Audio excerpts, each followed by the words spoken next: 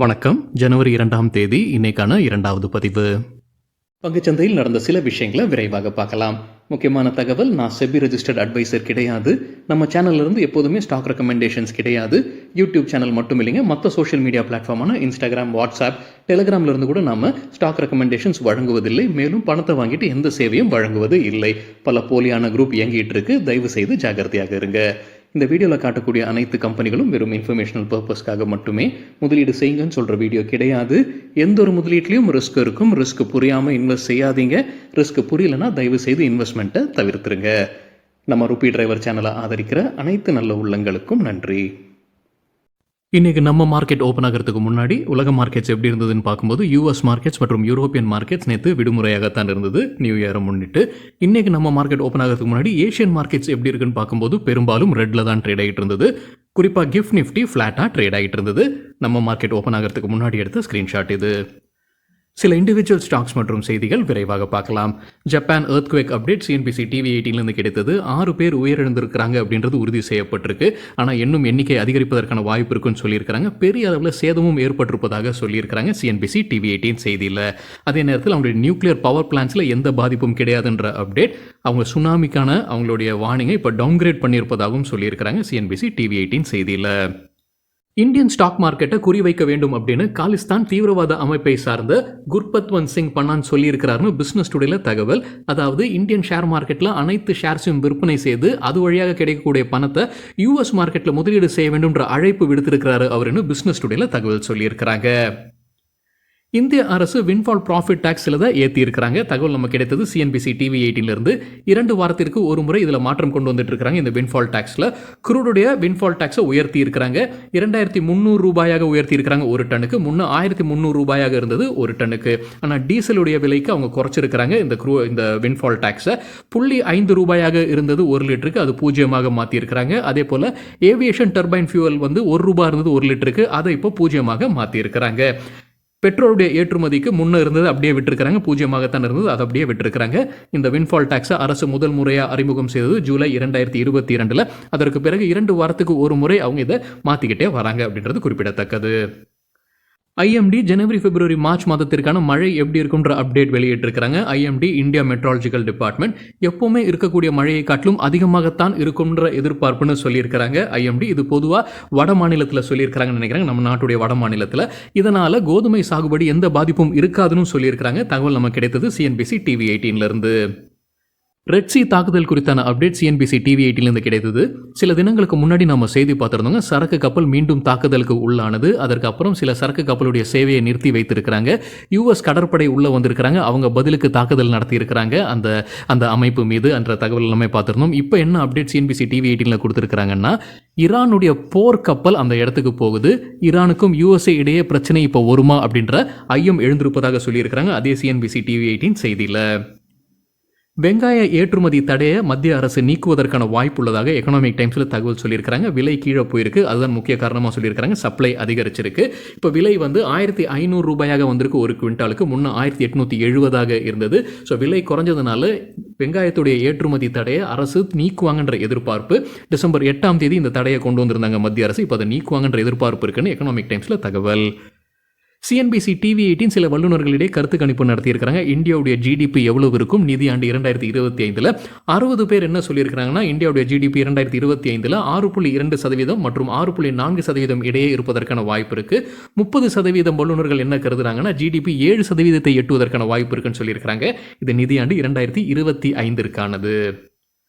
Gensol engineering fund raising பண்ணுறாங்க. Qualified institutional placement வழியாக 300 கோடி ரூபாய் ஃபண்ட் ரைசிங் பண்ண போகிறதாக அப்டேட் கொடுத்துருக்காங்க. ரிலையன்ஸ் ஜியோ குறித்து எக்கனாமிக் டைம்ஸ்லேருந்து கிடைத்த ஒரு தகவல், அவங்களுடைய சாட்காம் சர்வீசஸை அறிமுகம் விரைவில் செய்வாங்க. அதற்கான அனுமதி விரைவில் கிடைக்கும்ன்ற எதிர்பார்ப்பு. அதிகாரப்பூர்வ அறிவிப்பு கிடையாதுங்க. எக்கனாமிக் டைம்ஸ்லேருந்து கிடைத்தது ஒரு மாதத்தில், அதாவது இந்த மாதத்திற்குள்ளார அவங்களுக்கு அந்த அனுமதி கிடைப்பதற்கான வாய்ப்பு இருக்குது. அதாவது சேட்டலைட் பேஸ்ட் இன்டர்நெட்டை அறிமுகம் செய்வதற்கு யார்கிட்ட இருந்து அனுமதி வாங்குவாங்க? Indian national space promotion and authorisation centre கிட்ட இருந்து கிடைப்பதற்கான வாய்ப்பு உள்ளதாக சொல்லியிருக்கிறாங்க.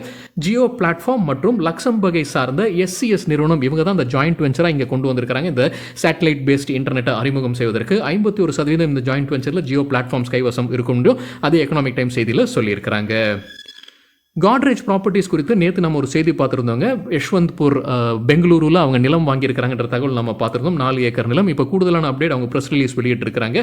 இந்த 4 ஏக்கர் நிலத்தில் வந்து அவங்க ப்ரீமியம் ரெசிடென்ஷியல் ப்ராஜெக்டை அமைக்க இருக்கிறாங்க. இது வழியாக கம்பெனிக்கு 1000 கோடியிலிருந்து 1250 கோடி ரூபாய் வருவாய் கிடைப்பதற்கான வாய்ப்பு உள்ளதாக அப்டேட் கொடுத்துருக்கிறாங்க. ஜிஆர் இன்ஃப்ரா தரப்பு வந்து அப்டேட் இருக்குது. மத்திய பிரதேஷில் கம்பெனிக்கு ஒரு புது ஆர்டர் கிடச்சிருக்குன்னு சொல்லியிருக்கிறாங்க. 42 கோடி ரூபாய் மதிப்பிற்கான ஆர்டர் யார்கிட்ட இருந்து? REC power development and consultancy limited கிட்ட இருந்து கிடைச்சிருக்கு. HDFC செக்யூரிட்டிஸ் சில ஸ்டாக் ரெக்கமெண்டேஷன்ஸ் கொடுத்துருக்காங்க. தகவல் நமக்கு கிடைத்தது மணி கண்ட்ரோல்ல இருந்து. அவங்க கொடுத்துருக்கிற கால அளவு அடுத்த 3 to 4 வாரங்கள்.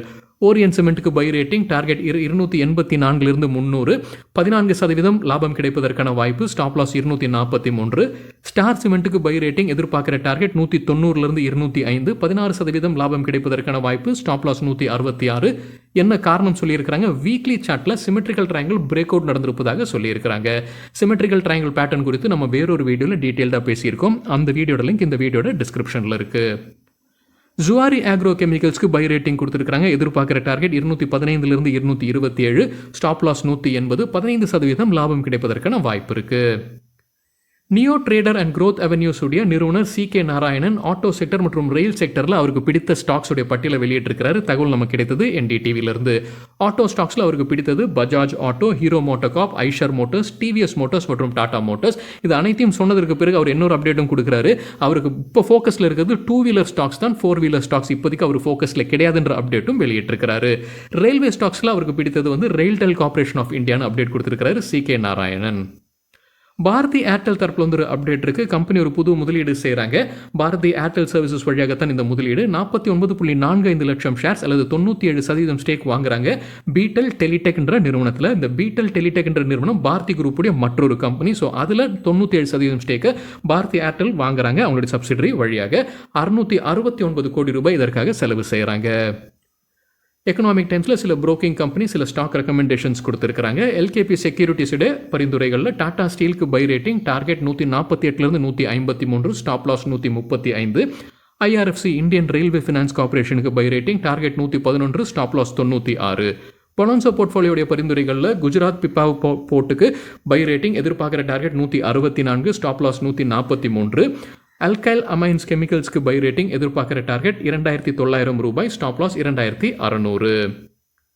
தனலட்சுமி பேங்க் Q3க்கான பிஸ்னஸ் அப்டேட்டை வெளியிட்டிருக்கிறாங்க. டோட்டல் பிஸ்னஸ் 24,657 கோடி ரூபாய், இயர் ஆன் இயர் 12% அதிகரிச்சிருக்கு. டெபாசிட்ஸ் 14,310 கோடி ரூபாய், இயர் ஆன் இயர் 11% அதிகரிச்சிருக்கு.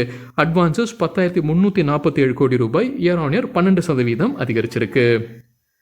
SJVN நிறுவனம் குறித்து CNBC TV 18 கிடைத்த தகவல், ஃபினான்ஸ் மினிஸ்ட்ரி அனுமதி வழங்கி இருக்கிறாங்க. அவங்க 4 ஜாயிண்ட் வெஞ்சர்ஸை அமைக்கிறாங்க. எதற்காக? ஹைட்ரோ மற்றும் ரெனியூவல் ப்ராஜெக்ட்ஸ்க்காகத்தான் இந்த 4 ஜாயிண்ட் வெஞ்சர்ஸ் அமைக்கிறாங்க இந்தியா மற்றும் நேபாளில். ITC குறித்து எக்கனாமிக் டைம்ஸ்லேருந்து கிடைத்த ஒரு தகவல், அவங்களுடைய கிளவுட் கிச்சன் பிஸ்னஸ்க்கான அப்டேட். கிளவுட் கிச்சன் பிஸ்னஸை பைலட் பேசிஸில் பெங்களூரில் அறிமுகம் செய்திருந்தாங்க. இப்போ அதை விரிவாக்கம் செய்கிறாங்க, சென்னைக்கு கொண்டு வந்திருக்கிறாங்க. அவங்க சென்னையை தொடர்ந்து மும்பை, டெல்லி, கொல்கட்டாவும் கொண்டு போகிறதுக்கான திட்டம் இருப்பதாக சொல்லியிருக்கிறாங்க எக்கனாமிக் டைம்ஸ் செய்தியில். இப்போதைக்கு பெங்களூரில் 19 கிளவுட் கிச்சன்ஸ் இருக்குது. சென்னையில் இப்போ 4 திறந்திருப்பதாக அப்டேட் கொடுத்துருக்காங்க எக்கனாமிக் டைம்ஸ் செய்தியில். சரிங்க, இதுதான் சில விஷயங்கள் என்னுடைய பார்வைக்கு எட்டியது. நன்றி, வணக்கம்.